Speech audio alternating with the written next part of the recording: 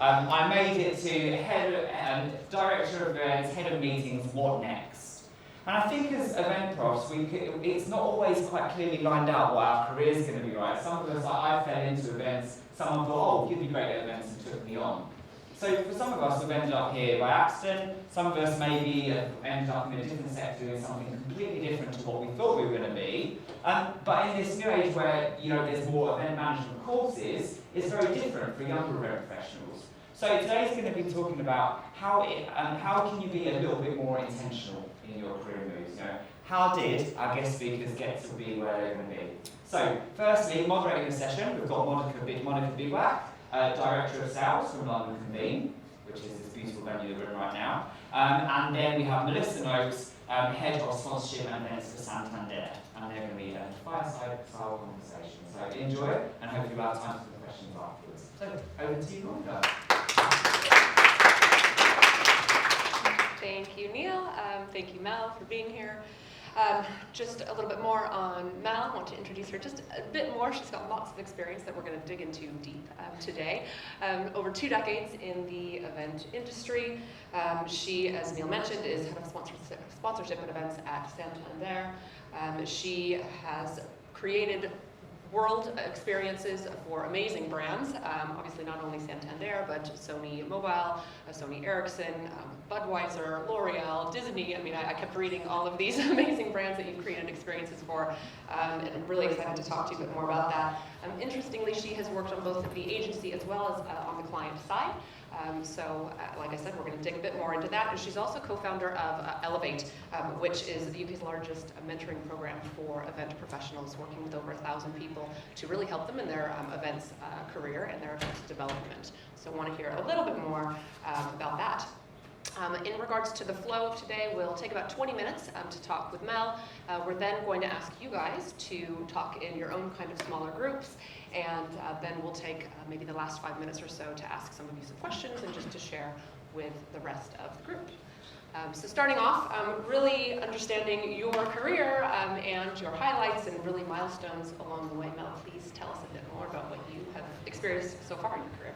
So like Neil, I fell into events, so I always think it's really important. I remember sitting in the audience and looking at people on the stage with titles like mine and going, that's not really attainable, and how do you get there? Well, I started as a receptionist at Iris. Iris was a 40 people strong agency at the time in a tiny little room in St James. I remember standing outside the door and going, what kind of company works in a place like this? Because I was a kid of the 80s and it was all like power suits and glass buildings, and I was like, I'm not quite sure that this is like a real thing. And I remember opening the door and there were pool tables and people shouting at each other and doing all sorts of things, and it was just full of energy, and I loved it immediately. So I started my career at Iris as the 46th person at Iris. I always remind Ian Milner. It's now a massive conglomerate all over the world. And I harassed him basically when the events team started. They just looked like they were having a load of fun. There were 3 of them at the time, doing all these great gigs with people like Budweiser and Disney and all the people that you've heard about. I had a brilliant starting ground in an agency working across loads of brands, and I just used to annoy Ian and say, I really want to go at that, I really want to try, can you let me have a go? And I eventually wore him down. I'd say convinced him, but the reality is probably I wore him down. And he said yes, and so I started my events career pretty inauspiciously, without any real thought, without any real planning. There weren't event management courses. When I did my career development training, I was told I'd be a dog walker. I do have 2 dogs, so maybe they were a bit more insightful than I give them credit for. But I started on the production side and worked my way through on the production side, and I got to a point where I had to make a decision whether I would stay on the production side or go into account handling. And what was interesting when I look back at that decision was there wasn't really anybody like me doing the job. There weren't female producers. I only saw male producers. I only saw sort of very techie producers in the middle of field sorting things out, and I was like, I'm not sure I can be that, I'm not sure that's me. So I went down the account handling side. I'm pretty happy with that decision, it's worked out all right. It's proof that no decision is really a bad decision, it's what you do with it. And I got the chance to go and do loads of brilliant things, and I guess the career defining point for me was taking a secondment to Sony Ericsson. My boss at the time was like, right, we've got our global client, he needs some help doing Mobile World Congress, you need to go and help them. To say I was scared would be a bit of an understatement. I was absolutely petrified. I was an account manager at the time. I was about 3 years in. I didn't really know what I was doing. I tried to find every single excuse I could not to take that job. My ex-colleague from Sony is in the audience now, Jonas, who will laugh at this because he knows me well. And I went along and I did this secondment, and I grew Mobile World Congress from 114 square metres to 4,000 square metres over my 10-year career at Sony. But what I learned was going along and being part of this organisation, I was meeting heads of countries, heads of departments, working with the CEO, product designers, all these very senior people who were just like me, not all that scary, and really lovely. And in fact, if you went drinking with them after hours in Mobile World Congress, you had a lot of fun. And actually, when I came to the decision to leave Iris, and I told the clients, and I was like, right, I'm going to go to a different agency, my old boss, Steve Walker, called me and said, well, we don't want you to go to that agency, we want you to come and work for us. And found myself having to make another decision about whether I went client side or stayed agency side.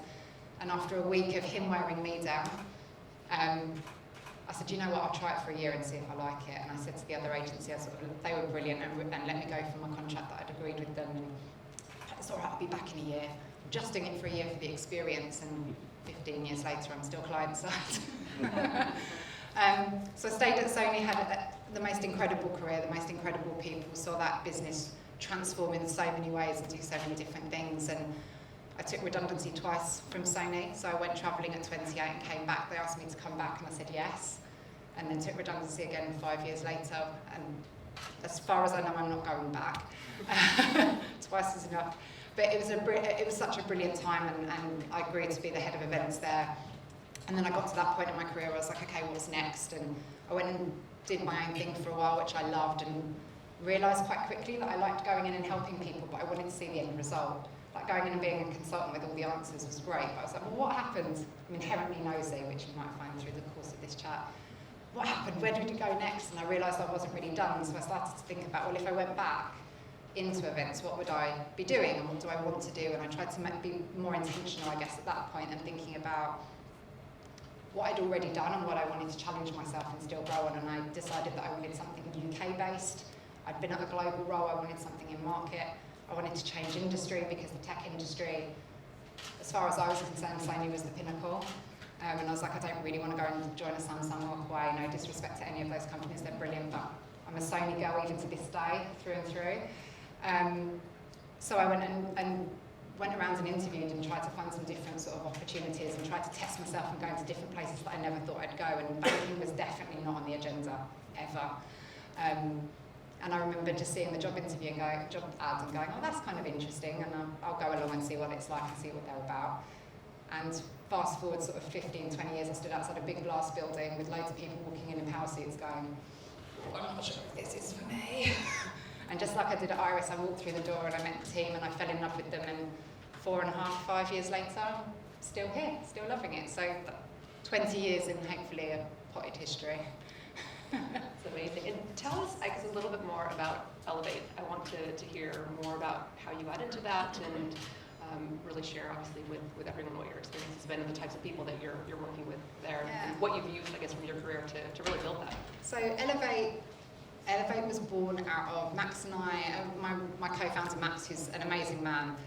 We had been friends along the way through the industry. He'd pitched me a few times and we'd never actually worked together, but we'd become really good friends. We went out for dinner one night and we were having this debate about, well, why isn't there anything for us? People at the middle level where we need a bit of help. We can see all these mentoring programs and support programs in all these different places, but there's nothing for us. And we used to use each other as sounding boards, and we'd phone each other up and be like, what do you think about this? And we're like, we had a bit to drink that night, and we're like, well, why don't we just do it? We can do this, it'll be fine. And we sort of glued together a couple of spreadsheets and some ideas, and we phoned everybody we knew in the industry, and we were like, would you come and mentor for us? Would you do this? Would you do that? We put it out into the industry, and we had 160 people that year, and we're like, oh, okay, there might be something in this. And then we had some incredible stories off the back of that, people like Wall Street that went from strength to strength, and we're like, okay, there's something in this. So we tried it again and improved the little bits that we wanted to improve, and we've kept doing that for 7 years, and we've now helped 1,500 people. And what's amazing about Elevate, and some of our amazing partners are in the room today as well, so we've always said it's by the industry and for the industry. We've always been about helping everybody. So whether you're from a venue or you're junior or you're senior or you're from an agency or a client, we wanted to create a space where we could actually come together and support each other in development, because it's so important. And particularly this year actually, we're just in the process of pairing, which is a pretty delirious week where we just spend lots of hours effectively stalking people through the industry. Probably cut that bit out when you shut that one. And we get to know everybody, and we get so excited about some of the pairings. We're like, oh my God, these guys are going to go off, and this is going to be... I literally, people hear about my age, you'll all remember Scylla back. We always feel a bit like Scylla, and we're like, this pairing's going to be incredible, and this one's going to go really well. And actually what we're seeing this year for the first time is that we're seeing more and more people of a more senior level coming to us, where traditionally you'd expect it to be junior. And it goes to show that the more senior you get, you haven't figured it all out, in case you haven't realised we're all still winging it. And actually people with 9 to 10 years plus are the majority of our mentee cohort this year, all looking for, well, what's the next step, and how do I continue to grow, and where do I need support? And I love that we're a programme that enables people to come forward and have those conversations and admit that they need a bit of support and they want a bit of guidance, but also that they're being brave to step forward and go, you know what? I could go much faster, I could be much better, I can figure stuff out quicker if I've got somebody to bounce off of. So that's what we're all about. That's great, and I think just as Neil said in the very beginning, it's true. We are all still figuring out. There's no roadmap really for events, and everyone is doing so many different things and on so many different levels, and so that's amazing to be able to pair people, and maybe even people that look like they're on different paths, but eventually want the same thing. They're the best ones, and they get together and they're like, why have you paired us? We're like, just trust us, we've been doing this for a while. Right, that's incredible. How long is the actual program? So it's about 6 months, and we ask people to commit to an hour of mentoring each month, or in whatever format, 6 hours across the program, and then we provide a huge amount of training and support and networking around that. The one thing that's brilliant is that event professionals are always like, we want to network, we want to meet people. We're like, brilliant. We put on the events and they're all too busy running their own events and they don't come. But we're working on it. Absolutely. Tell us, I guess a little bit more, it's probably going to go into your Elevate concept in mentoring, but just in regards to what your thought process has been once you've reached a certain level, and how you've pivoted and what you've thought about to get you to that next step. Yeah, I think it's really interesting, because I certainly, when I was younger in my career, I was really ambitious, and I wouldn't say that has changed at all. I'm still a really ambitious person, I still want to do well, but I think you're in your younger years, as you expect, and again I see this through the Elevate mentees as well, everyone's like striving.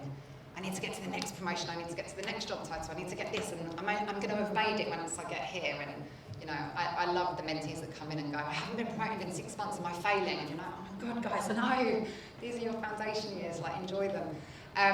But I think as I've got more senior, I've really reassessed what success means to me, and really thought about, actually I'm really happy where I'm at. I love working a team, and I love being able to help develop people. Elevate obviously has been an absolute joy and a gift, and something that we've loved because it enables us to give back. And I don't necessarily take all of my growth and development from just one job. I think about it in the context of my whole life and the things that are going on now. And having my little boy 5 years ago, my mum dying a few years ago in 2020 and losing a lot of members of our family, really reassessing what success looks like for me and what I want from my job and the boundaries that I put in place, and really thinking about what I need to grow and develop. And one of the big things that I had when I came to Santander was I wanted to test myself in a different industry, and I wanted to do what I do and love, but not necessarily get hired, but just stretch across and learn new things. And when I took on the sponsorship role, whilst I'd been working across sponsorships for many years and many guises, I'd never owned it. And it's been brilliant to grow again, although the first few months, I'm not going to lie, I was, especially given that my boss was doing the job before and I stepped into his shoes, which are amazing shoes to fill. He was incredible at the job. And I just kept feeling like, oh my God, I don't know enough and I'm failing here, and they'll figure out that I don't know anything about sponsorship and what am I doing. And I had to have a real chat to myself to go, no, this is what you wanted. You wanted to come into a space to learn again, and you learn at every level of the business. But it was really unnatural for me because I'd been in events for 20 years. So you put me in any event role, doesn't matter where it is or what it is, I'm like, I've got this. I've got enough experience and I'll figure it out and it's fine. And it was almost like I didn't have the certificate on the wall for sponsorship.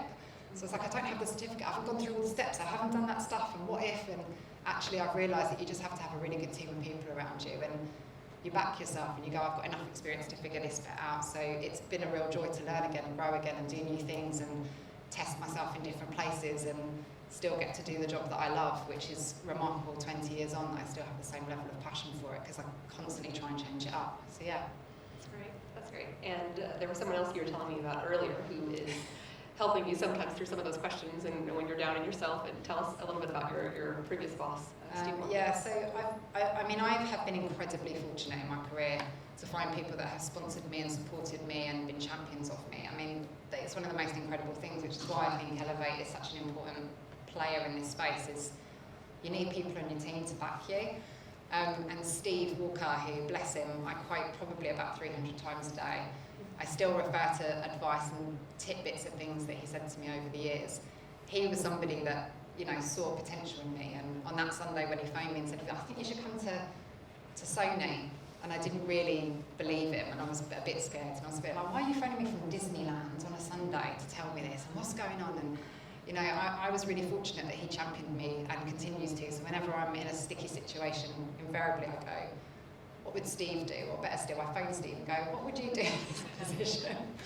And get his advice. And I think I'm lucky, like I say, I've had lots of bosses. My boss now is incredible and has been a real big supporter of mine. And even when I was going through some really tough times, when my mum was passing away and lots of other things were going on through the pandemic, I think having people that believe in you and that you respect and trust their opinion and trusting them, sometimes even if you don't trust yourself, can be really helpful. And like I say, I still quote Steve, so much of his advice is so relevant and I pass on to other people all the time. So yeah, I've been so lucky to have those figures in my life. That's so nice. I think it's really important, yeah, to rely on those people that have helped you through your Yeah, career. we all need them. None of us do it on our own. None of us.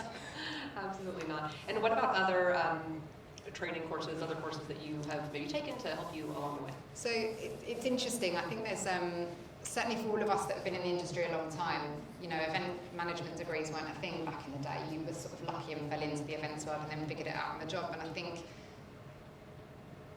not that there's a snootiness, but there's almost a, what can you learn in an event management degree? Do they really matter? And I think they're so important. I really think about our careers, a bit like driving a car. Like, isn't it better that people do the theory test and then get on the road than doing nothing and just get in the car and you let them loose and go, you'll figure it out, it'll be fine.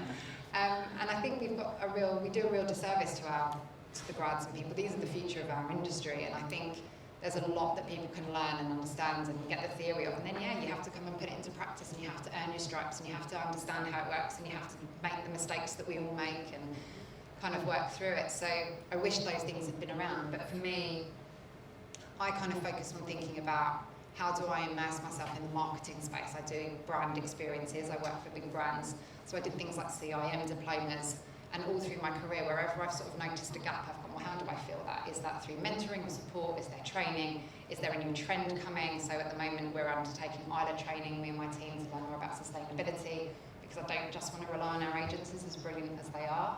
I want to know. I want to be able to understand it. I want to feel confident that I can be a leader in this space and show people the way forward, because I think brands have a real responsibility, and actually somebody in my role, I can influence that.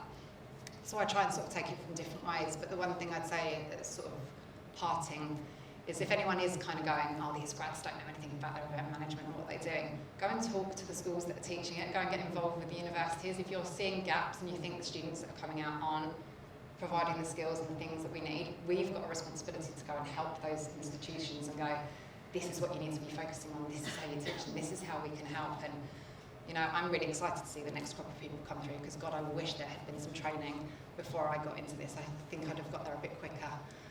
Great advice. Great advice. Thank you, Mel. We're now going to take about 20 minutes, time permitting, to kind of talk together. So I think, you know, turn around to the people that are kind of in your area, talk about how you can be kind of intentional in regards to your career development and your progression and what you want to focus on, and then decide if you're brave enough to share it with the group afterwards. So we'll take some time right now. Be brave, make friends.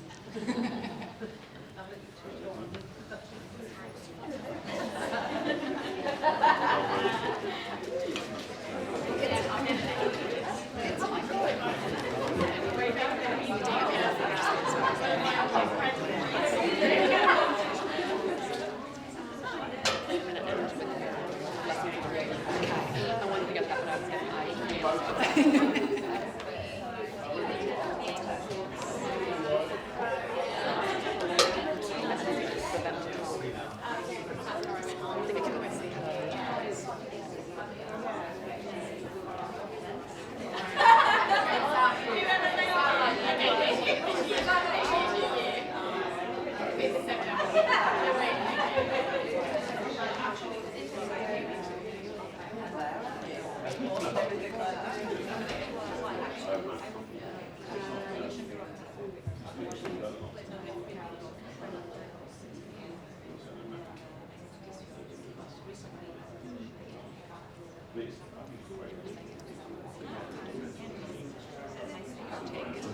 sure. And everyone's getting to it. I'll kind of chatting about.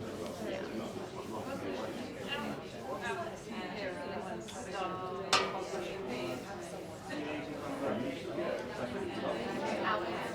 Who are the people do you know who are outside in this sort of meet the buyer style? Do you get any influence over that at all? Or is that all micebook? But yeah, it's interesting. It's such a wide kind of people, but yesterday was really amazing. Fantastic. So many really great people coming up to talk to us about what helps to be in the space. I was going to say, it's such a great, honestly, I never knew this was here, so I can't wait to go back and tell my team because we're always looking for venues like this. Second location as well in St. Paul's. Really? Bigger than this. So this was about 400 theaters, so the one in St. Paul's will be just over 700. Really? Not opening until kind of the end of this year, so I'm still waiting. That's really considering in terms of numbers. I'm just thinking about some of the events we've got. This would be perfect. It's also so good in terms of connections. Because that's the thing, you'll find a great venue and you'll be like, oh, something like that. We end up in hotels, which I'm always like, something new. They try to be everything to everyone, which is what I learned here. This whole brand was really founded on is how do you turn an office building into a hotel. So taking things out of a hotel experience in terms of hospitality, the chef, we have a chef with a kitchen on the floor. We have the culinary team, we have the AV team of all our internal staff. We don't contract with a third party. Our whole planning team, after we deal with us in terms of contracting, it goes to our internal planning team to do plans. So it's all done internally to give them that same experience as if they were in a hotel. But it's just That's really interesting. And I guess obviously somebody coming in with that sort of experience must be valuable. I look for people with hospitality experience. Yeah, my colleague Javier came from Clarity. He also used to work with Rosewood in New York. Our chef used to be the chef at the Hoxton in Melbourne. So they look for people that already have that kind of hospitality. Yeah. So it's interesting. It's a really interesting concept. And more weddings. I've been at enough weddings in my life. Honestly, I had so much fun planning my wedding. And I did it in a week, and everyone's like, "What do you mean? Like, do you need help?" Honestly, I do this for a living. It's fine.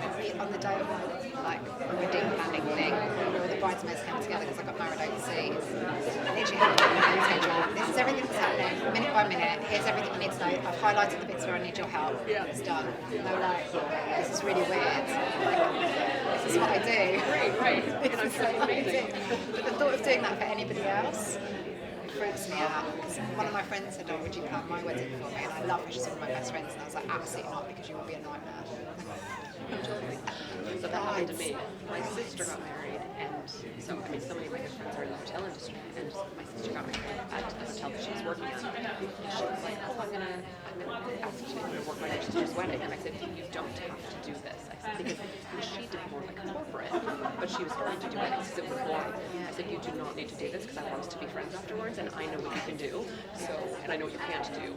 So there were a few times where I was like, "You can just throw that in. You're not charging me for that." And we're still good friends to this day, but she was like, "I'm never doing that again." Like I told you. I warned you. Yeah.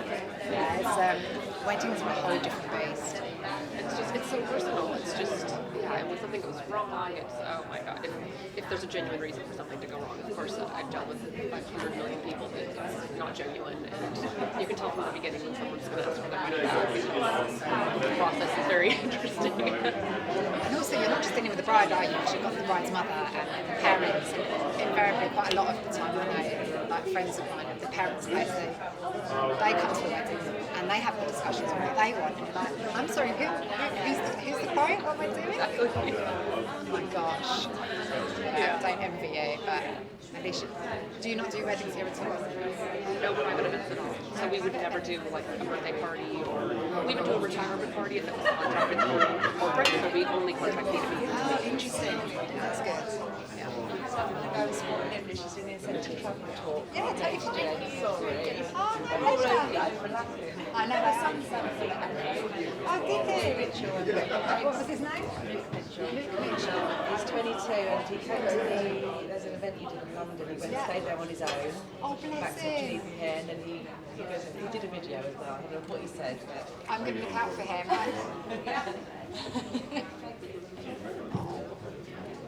that's what I love about Elevate, is that we just meet people from across the amount of people we've helped and the journeys that you know that you've made a difference. It's just the best thing I've ever done.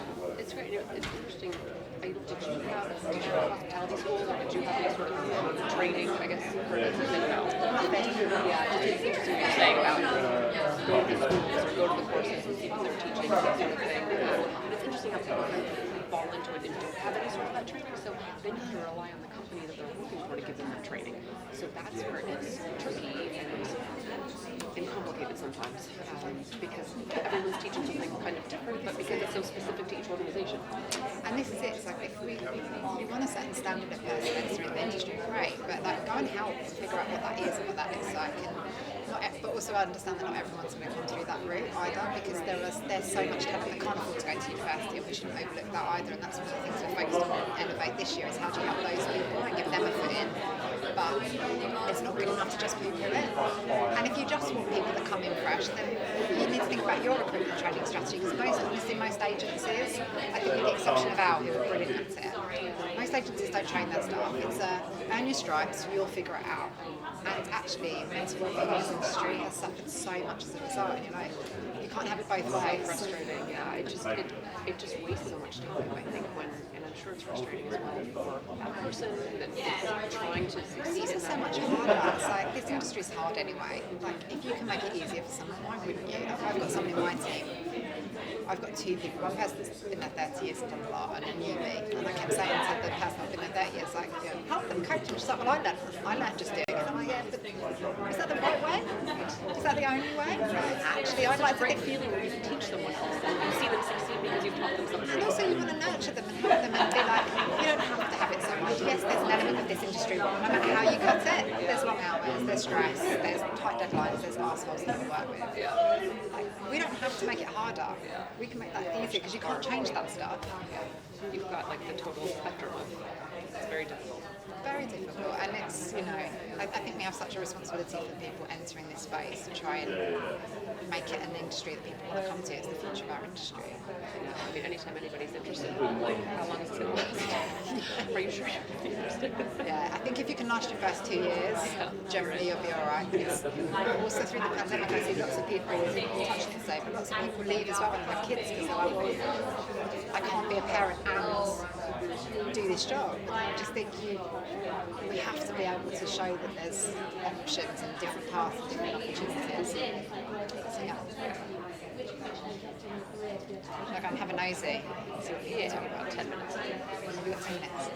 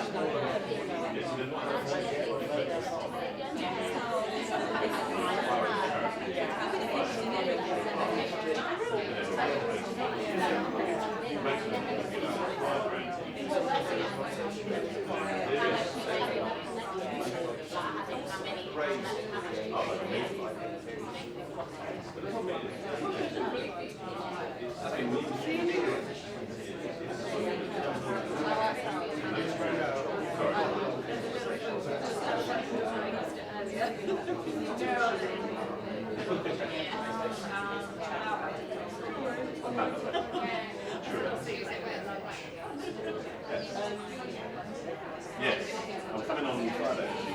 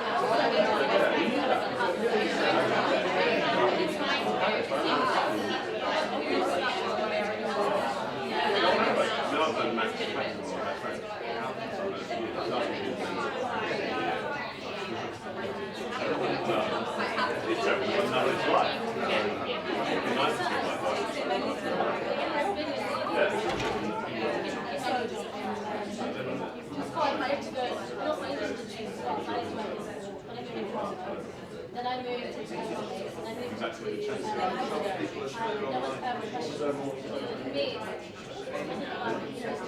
there was a question for me. So I think it's definitely mindset. The only mindset is the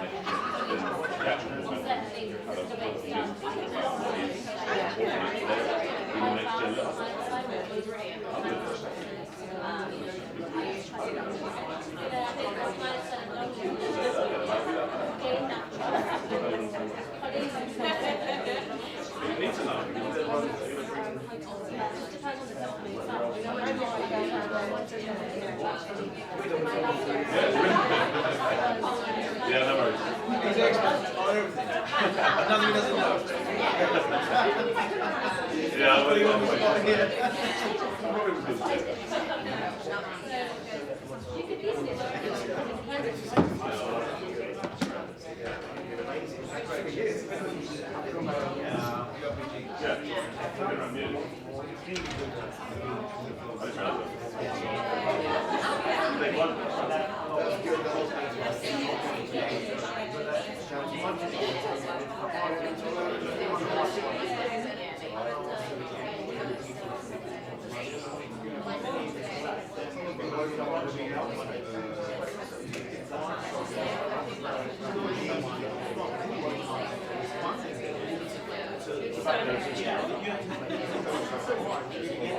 You always ask me to play the I like it, I enjoy it. I want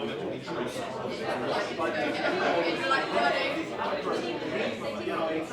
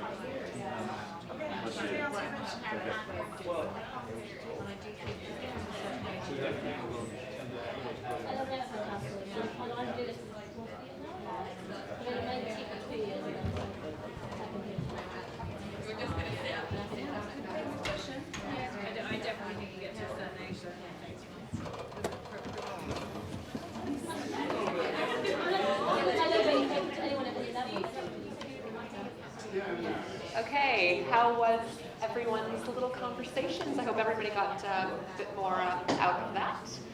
Just wanted to see if anybody is interested in sharing anything enlightening, anything that you'd like to share with the rest of the room, and if not, I'm going to call on Matt. He's going to share something, but Matt, maybe you go first. Yeah, so we were chatting, I don't know what I said, but everyone's gone, so I'm not sure. I smell or anything, I'm sure you can. There's a lady here from, where was she from? Penguins, that she was chatting about. And I own my own business, and Melissa's right, I'm winging it still. I don't know everything. But Penguins have done a good incentive in terms of they've got a board level of next gen. So the kind of 19, 20-year-olds, the kind of junior roles, they've set up a board team with them, and they report to the board about what's important at their level, and I think you touched on it earlier. Which I found really exciting, because I'm still learning as well. I have a massive team behind me, but they're kind of running my company, if you like. But I've had a mentor for 15 years, similar to you. And Nikki touched base on it, and she said, I own my own business, but I'm kind of ashamed to ask someone, which is crazy. Because I still do, and I think it's important that whatever level you're at, just to ask. If you don't ask, you never will learn. Doesn't matter whether you own it or you're a junior or whatever. Yeah, don't be ashamed, I think, is the outcome of our chat really, and just ask, because we're all learning. Excellent, thank you. Anybody else would like to share? Come on, one more at least. Don't be shy. We're all friends. Just wait for silence to be long. To go really awkward. We just had some interesting conversations. We were talking about college, and actually out of the group of how many of us was there? Like 5. Only one of us had been to college, and we'd all entered in from different places. I used to be a hairdresser, so don't know how that happened. But we were also discussing at college, what did you study? And is it relevant? And is there somewhere we should be stepping in there? I thought it was a really great point, Vanessa, about that. And then we talked about where would you want to go sort of sideways? Would you want to be client side? Would you want to be in an agency? And we seem to have come to the conclusion both are good. So, and flip-flapping is some people's joy. So, but yeah, in general, I think, again, coming back to what Matt just said, I made a point at the end where I'm like, am I too old to ask for help? And there was a definite no. So, Definitely. Thanks, Al. There was also a bit of discussion about, not necessarily looking for that next step up, but looking for other ventures that you can get involved in. So I love a side hustle as well, as I think like a lot of people in the room do. I do today with my side hustle, and actually not looking for necessarily that step up in terms of promotion and salary, but also in terms of experience. Seeking out your passion ventures. Jalene was talking about fulfillment. Not necessarily being a promotional thing, but something learning. For example, learning something new and adding that to your repertoire and your skill set. So I think it's just looking what's next doesn't need to be the obvious what's next. Like we said, we've all kind of like, a lot of us have landed here we can follow that same suit with whatever we do. We've not got one clear trajectory that we need to follow. And isn't it more fun to play with your career and have fun and enjoy it than to be like, oh my god, let's do this path, I have to follow this step, and I'm only successful if I've done these things. Like, Yeah. we work in a creative industry, it's brilliant to be able to play and explore, and you can pretty much fix most things if you go, that wasn't the right path for me, you've learned something and you come back. And your skill set can take you anywhere actually. For the last 2 years, I currently work at university, it's my last day today, 1 year. But I've been a guest lecturer for 2 years to our event management students. You know, that's been fantastic. That's fantastic for me to put, you know, on my CV that I've done that, and that will probably lead me elsewhere. So I think it's just looking for opportunities and grabbing them. They don't need to be big new jobs. They could be 1 or 2 day things that you get involved with. Anybody have any questions for Mel? Anything or anything else to add? What's next? Do you know what? It's really nice to be in a place where I love my role, I love the job that I do. I've still got loads to learn and lots to do, and actually, as I was sharing earlier, a lot of what I do now is try to support my team and their development, and I get a lot of joy from helping and supporting them through Elevate and helping the next gen. So a lot of my what next comes through Elevate, and there are so many what nexts for Elevate. You just have to tie Max down to a chair long enough, and anyone that knows Max will know that that's funny. But yeah, do you know what? It's really nice to get to a place where I'm just happy and I'm enjoying it and I'm growing and learning, and I don't feel this sort of what next? What do I have to do? And I think we get it a lot in life, especially you get to certain ages in life and you're with your life partner. It's like, oh, when you're getting married, when you're having the baby, everyone's on such a rush. It's like, actually, I just want to enjoy now. It's actually a really nice place to be. So yeah, bit of a get out.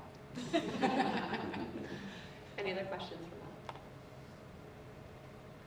Right, my last question then for Mel is tell us just a couple things that you have learned from event planning. Top tips. So top tips. So I'll do one serious one and one funny one.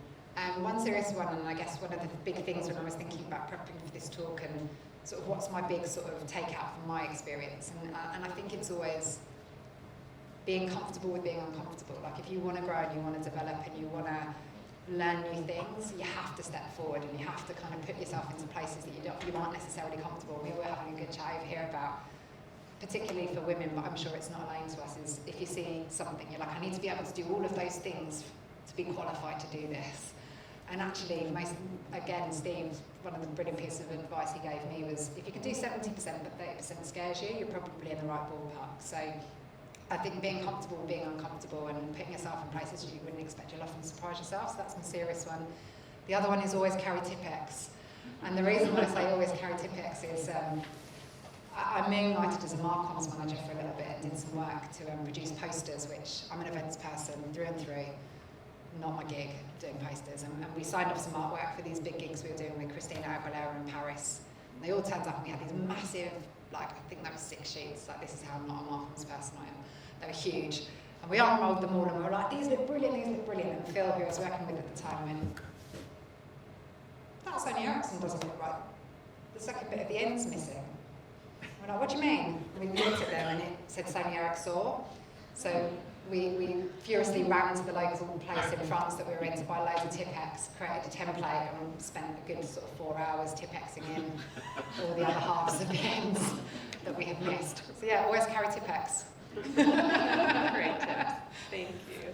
Thank you, Mel, and thank you all for joining us, and enjoy the rest of the expo. Thank you.